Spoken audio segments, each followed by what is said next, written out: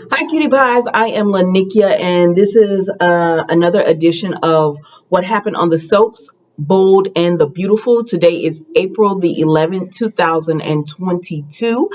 All right, let's just get right into it. So we see, I'm just going to break this down into the people who are in it until the climax, who all is in it to lead up to the climax. Okay, so we see that Hope and Liam are talking. She's made it and she's brought him food and she's brought him clothing and everything because he's been there the whole night. Now, I know Steffi is the mother of his child, but Liam is really acting like he's okay. So Liam is really acting like he's still with Steffi because this is some stuff that a husband would do. I know he's the mother, she's the mother of his child and everything, but it's a lot because he won't leave. And that's something that Ridge tells Taylor, when they're speaking, that he says, no matter what Steffi and Liam have been through, he's in love with her. And you can tell because he's not leaving the hospital and everything. He's not with the family in that room, but he is in the weight room not far away. And, Hope is bringing him clothing and something to eat. And she's just trying to encourage him, and really, it's got to be difficult for her on one hand because she says, me and Steffi have been through a lot, but never in a million years would I want this for her and everything. And look at what she's like, Liam, and they say, look at what she's waking up to. She has no husband. Her husband is gone. He's dead. The life that she thought she was going to have, she's no longer going to have that. And but she has to wake up because she has Kelly and Hayes who need her. And so Hope is just like, we'll be there for her and we'll help her as much as we can. We'll help the family as much as we can until she can get to, where she's in a good place to be able to physically just take care of her children and everything. And Liam is just like, nothing is going to be the same again. You're right, because they are setting this up. Did y'all see they post that picture on Instagram of the two of them and the Hope, the girl who plays Steffi, says too soon, too soon.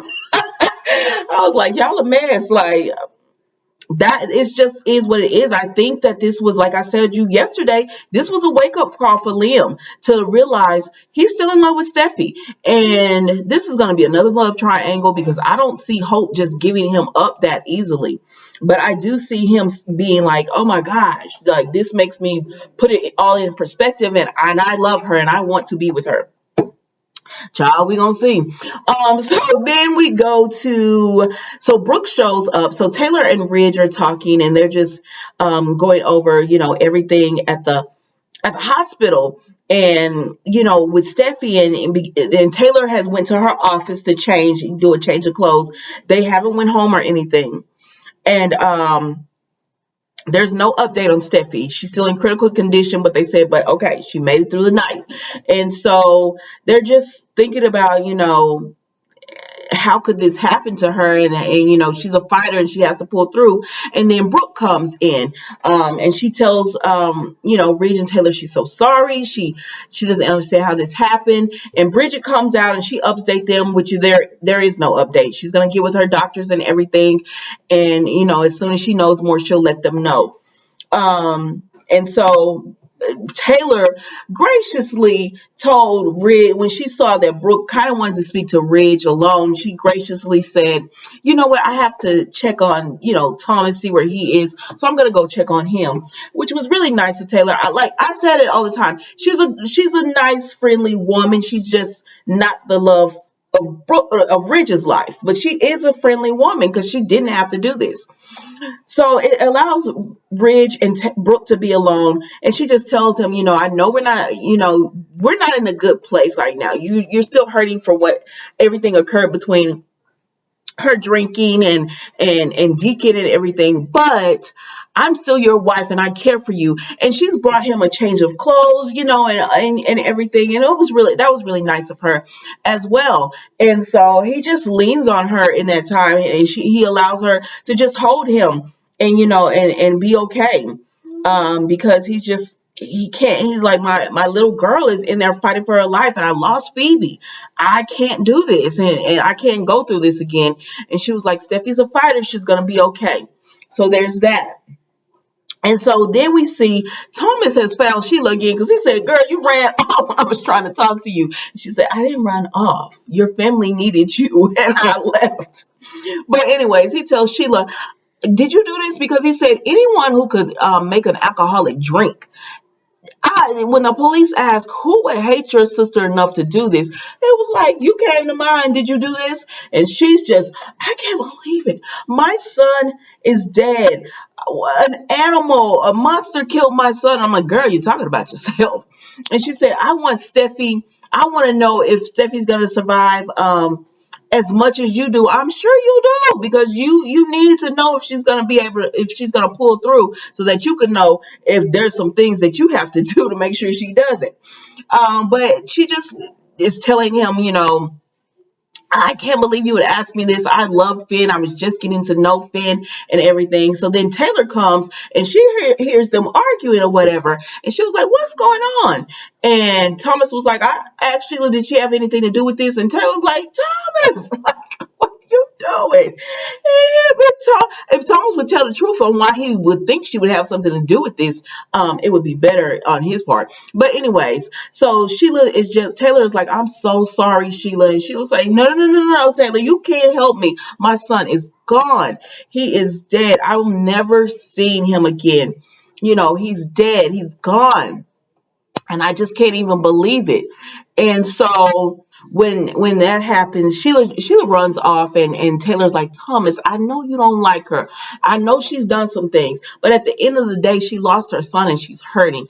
I still don't think Thomas believes Sheila, but she's like, she lost her son and she's hurting. So show some compassion, and that's what Taylor and Brooke said earlier to Ridge as well, not to him, but like just talking. They were like, Sheila's lost her son, and even Brooke was like, I don't care, she's done some things, but she's got to be in pain right now. So all these people are feeling all this compassion. Brooke is feeling compassion.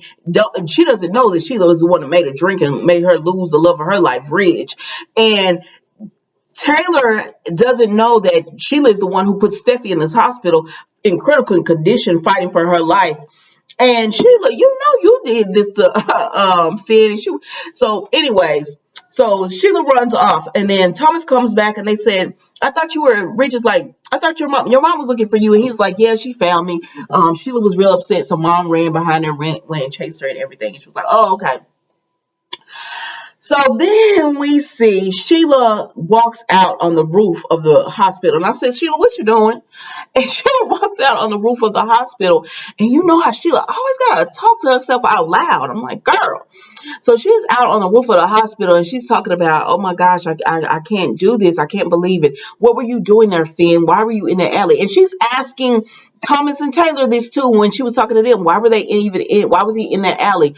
Because that was her whole question after she shot him. What was he doing here? I didn't know he was going to be here. Remember, that's all she kept saying. So now she's saying it to herself on the roof of the hospital. Like, why was he there? I can't believe I killed my only son. And so Sheila is up there confessing. Like, she's spilling all of her guts out. And so then she's just like, I'm coming, Finn. Like, I can't live without you. I was just getting to know you. And she has a flashback on when he was talking to her about he always wanted to meet her and everything, his birth mom.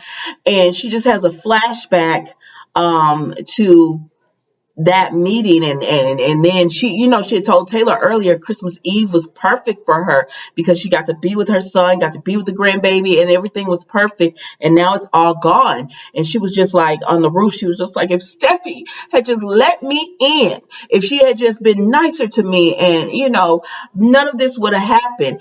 And so Sheila's on the roof, and she's like, I'm coming to you, Finn, I'm coming. So she's got up on top of the ledge of the roof, and she's ready to jump. And then Taylor comes out, and she's like, Sheila, don't jump. And I don't know if Sheila hears her or not, but Sheila's ready to go because killed the one thing that she truly loved in the world more than anyone, anything. She was the one who destroyed all of that, and so I guess she just can't live with herself because of it. And but Taylor is there, and she's yelling at Sheila, "Don't!" And then the screen goes black, and she's like yelling, "Don't!"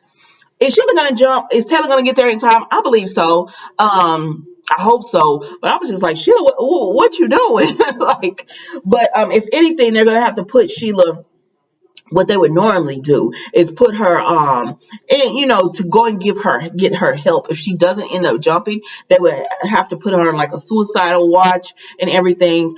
But I don't know. It's just it's a lot. It's a lot, but it was a good episode. 1 to 10. This had to be a 10 for me. Well, maybe a 9, but it was up there because I don't know how far they're gonna go with this Sheila thing, because is she leaving the show? Because I don't see her come. Like, you're not gonna have any friends. Like, who gonna be her storyline people? People going after her? Like, I don't know. So I don't know, guys. But that was The Bold and the Beautiful. I will see you tomorrow for a new episode of it. Don't forget to like, comment, and subscribe.